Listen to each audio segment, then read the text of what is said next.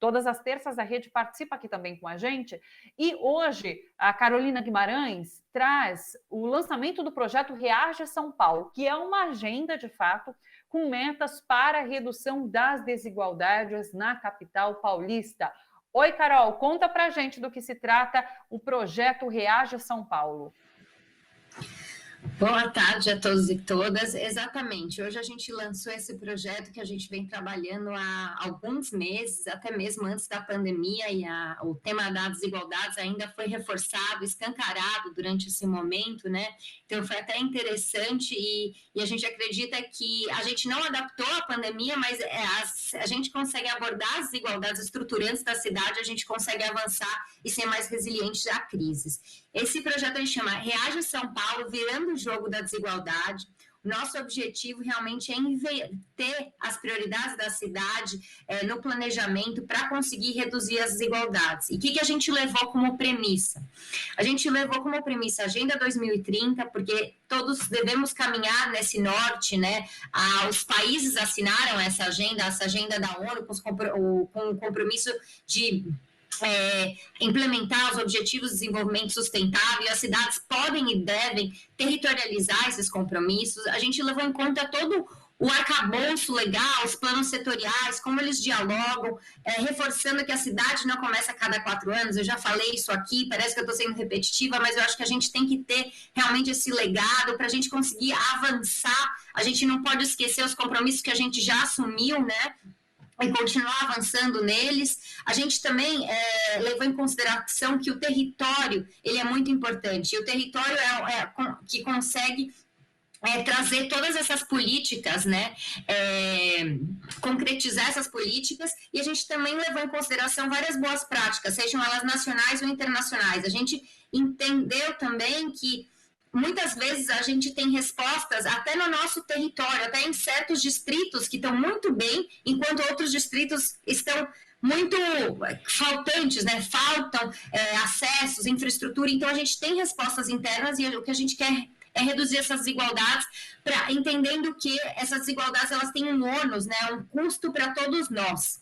Então, a gente levou essas premissas, a gente fez uma construção desde o ano passado com vários grupos de trabalho da Rede Nossa São Paulo, a gente conversou com muitos consultores, a gente pensou nas grandes problemáticas da cidade, e aí a gente construiu essas 50 metas, né? Eu acho que essas 50 metas a gente estruturou elas em 3 eixos, 10 temas e 50 metas. E vamos dar uma olhada nessas 3 temáticas, que são esses 3 eixos? Aquela anterior, coloca para a gente aquela tela anterior, que eu acho que a gente consegue entender quais são esses eixos temáticos mesmo. A outra é aquela primeira. Exato. Essa aí, ó, eixo 1, eixo 2, eixo 3. Exatamente, porque o que a gente pensou? A gente pensou, bom, São Paulo tem vários desafios, mas a gente precisa concentrar em alguns, e a gente quer concentrar especialmente no que vai reduzir a desigualdade e que vai a gente vai conseguir ter uma visão de cidade, uma cidade que todo mundo quer morar. Então a gente pensou em 3 eixos temáticos. Esses eixos temáticos ajudam a gente também a entender que diferentes políticas têm complementaridade e dá uma narrativa para essa proposta, né, esse convite para a gente discutir a cidade com base em metas. A gente abordou 10 temas e 50 metas. Então, cada tema tem mais ou menos 5 metas. Então, vou dar aqui um exemplo. O eixo 1, né, criar oportunidades e construir uma nova economia. Do que a gente está falando? A gente está falando de metas sobre trabalho e renda, sobre meio ambiente, sobre transparência e controle social. No eixo 2, quando a gente está falando de cuidar e educar, a gente está falando de educação, saúde, infância e adolescência, prevenção à violência e segurança. O eixo 3, conviver e aproximar. Então, a gente está falando de mobilidade, habitação, a gente também está falando de cultura e uso de espaços públicos. E aí, o que é interessante é que cada eixo tem uma narrativa. E cada eixo a gente pontua quais são as desigualdades que a gente encontra nesse eixo. Então, se a gente for para o próximo slide, por exemplo, o eixo 1, né? O eixo 1, um grande desafio aqui é, por exemplo, o trabalho e renda. A gente tem muito emprego formal concentrado no centro expandido e pouco emprego formal nas periferias. Por exemplo, quando a gente pega o dado do mapa das desigualdades, para cada 10 pessoas em idade ativa, a gente tem na Barra Funda, por exemplo, mais 50 empregos, enquanto Cidade Tiradentes a gente não tem nenhum.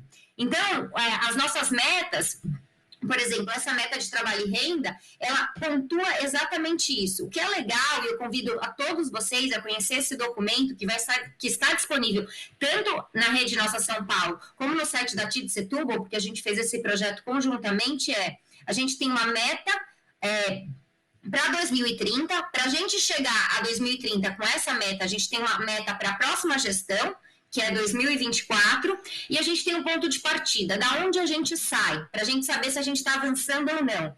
E da onde a gente sai, a gente tem fontes, são fontes todas municipais ou estaduais, mas são fontes de órgãos, né, reconhecidos, para a gente saber se a gente está avançando ou não. Então, aqui são 2 exemplos de meta, uma de trabalho e renda, outra de meio ambiente. Cada meta a gente pontua também qual que é o ODS relacionado, né, o Objetivo de Desenvolvimento Sustentável, para a gente avançar naquele norte que eu mencionei, que é a Agenda 2030. Agora, é muito importante que vocês também relacionam todas essas metas com o orçamento. Então, assim, vocês não tiraram do nada essa meta, vocês planejaram uma forma delas serem realizadas de fato. Exatamente. Esse projeto, ele tem 4 fases, né? A gente pensou nele de 4 etapas. Essa é a primeira etapa, que essa é a etapa das metas, uma perspectiva no âmbito cidade. Mas para a gente inverter a lógica, né, desse planejamento, a gente também precisa inverter a lógica do investimento no território. Porque hoje em dia é muito mais fácil a gente ver, por exemplo, quanto o orçamento municipal está indo para as diferentes pastas, mas a gente não consegue ver tão claramente para onde esse orçamento está indo no território. A descentralização do orçamento ainda a regionalização, né? Mais especificamente, ainda é um grande desafio. Então, a gente aqui levou em consideração como que a gente a gente montou um índice de distribuição que a gente quer fazer incidência para que a gente também inverta essa lógica. Então, para os territórios que têm mais deficiência de infraestrutura e também são mais vulneráveis, recebam mais o orçamento público. Então, a gente fez uma fórmula desse índice de distribuição e a gente fez um exercício, né, que é aquele slide que apareceu inicialmente, por exemplo, 1 bi, né? Se a gente tivesse uma aplicação, investimento e receitas da cidade de 1 bi, geralmente não é 1 bi, é mais ou menos 3 bi, mas claro que isso vai depender porque a gente está nesse momento pandêmico. Mas o que você vê são as subprefeituras que mais receberiam investimentos, de acordo a esse índice que a gente está trazendo. Então, trazer o território periférico para o centro da agenda, do orçamento, e o que é interessante nesse mapa é você ver a contraposição, né? Porque geralmente o que você vê? Você sempre vê o centro expandido, né?